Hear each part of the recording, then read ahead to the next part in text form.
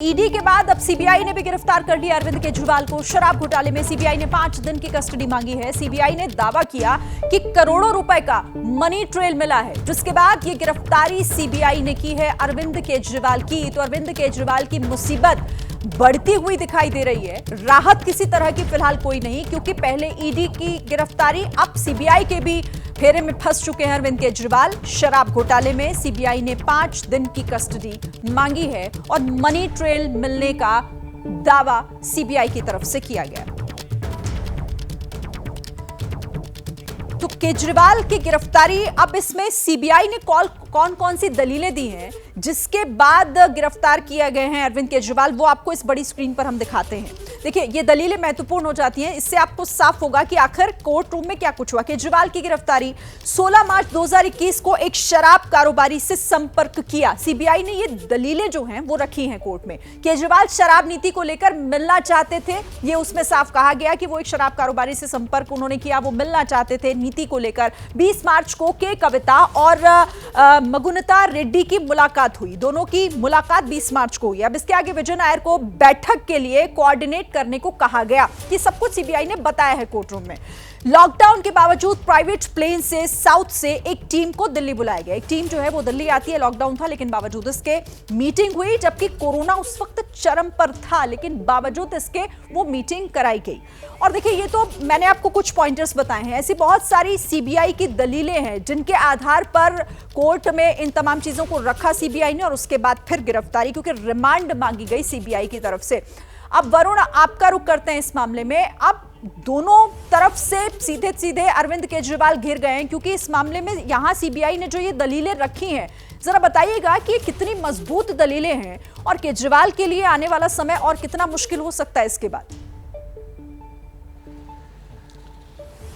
देखिए, निश्चित तौर पर केजरीवाल के लिए आने वाला समय मुश्किल भरा है, क्योंकि सीबीआई ने गिरफ्तारी कर ली है, 5 दिन की रिमांड मांगी है। अदालत में सीबीआई ने कहीं ना कहीं ये बात कही कि जो साउथ लॉबी थी उससे सीधा सीधा कनेक्शन अरविंद केजरीवाल का था, और साउथ लॉबी से ही वो पैसा मिला था जो आगे गोवा इलेक्शन के लिए इस्तेमाल हुआ। साउथ लॉबी से एक ग्रुप था जो कि कोरोना काल के समय में दिल्ली एक प्राइवेट प्लेन से आया था, और उनके साथ जो विजय नायर थे, उन्होंने कई बैठकें अरेंज की थी। विजय नायर कहीं ना कहीं अरविंद केजरीवाल के बेहद करीबी है। हालांकि ये बात भी सीबीआई ने कही कि अरविंद केजरीवाल ने पूछताछ में ये बात कही है कि विजय नायर उनके अधीन नहीं काम करते थे, वो सौरभ भारद्वाज और आतिशी के अधीन काम करते थे। पूरा ठीकरा मनीष सिसोदिया के ऊपर फोड़ दिया, और ये बात कही कि उन्हें इस आबकारी नीति के बारे में कोई भी जानकारी नहीं थी। हालांकि अरविंद केजरीवाल खुद कोर्ट में खड़े हुए और उन्होंने कहा कि मैंने इस तरह का कोई बयान नहीं दिया, जितना निर्दोष मैं हूं उतने ही निर्दोष मनीष सिसोदिया है। कहीं ना कहीं अरविंद केजरीवाल के जो वकील थे वो ये बात कहना चाह रहे थे कि एक स्ट्रेटजी बनाई गई है कि किसी भी तरीके से अरविंद केजरीवाल जेल से बाहर ना आ सके। अगर सीबीआई के पास सबूत थे तो उन्होंने उनकी पहले गिरफ्तारी क्यों नहीं की गई।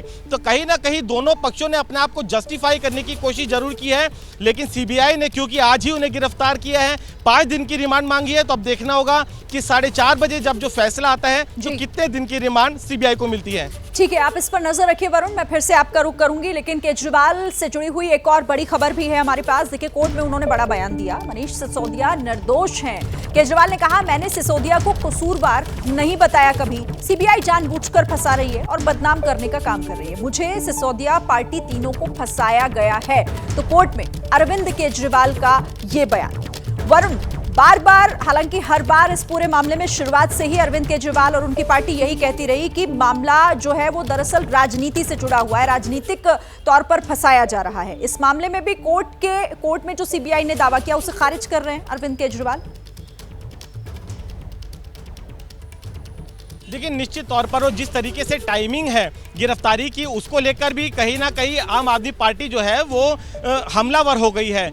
आप देखेंगे कि अभी हाल ही में राउस एवेन्यू कोर्ट से अरविंद केजरीवाल को कहीं ना कहीं राहत मिली थी, बेल मिल गई थी, चाहे हाई कोर्ट से उस पर स्टे लग गया था। तो आम आदमी पार्टी का ये कहना है कि सीबीआई को ये साफ नजर आ रहा था कि अरविंद केजरीवाल अब जेल से बाहर आ जाएंगे, इसीलिए उन्होंने ऐसे टाइम पर अरविंद केज की गिरफ्तारी की है जिसके चलते वो किसी भी तरीके से जेल से बाहर ना आ सके। तो कहीं ना कहीं एक षड्यंत्र रचा जा रहा है जिससे अरविंद केजरीवाल जेल से बाहर ना आ सके, यही बात उन्होंने कोर्ट के अंदर भी कही और वही जो हमला है आम आदमी पार्टी जो है वो करती हुई नजर आ रही है। ठीक है, लेकिन इससे कितना बच पाएंगे अरविंद केजरीवाल, ये फिलहाल तो देखना ही होगा।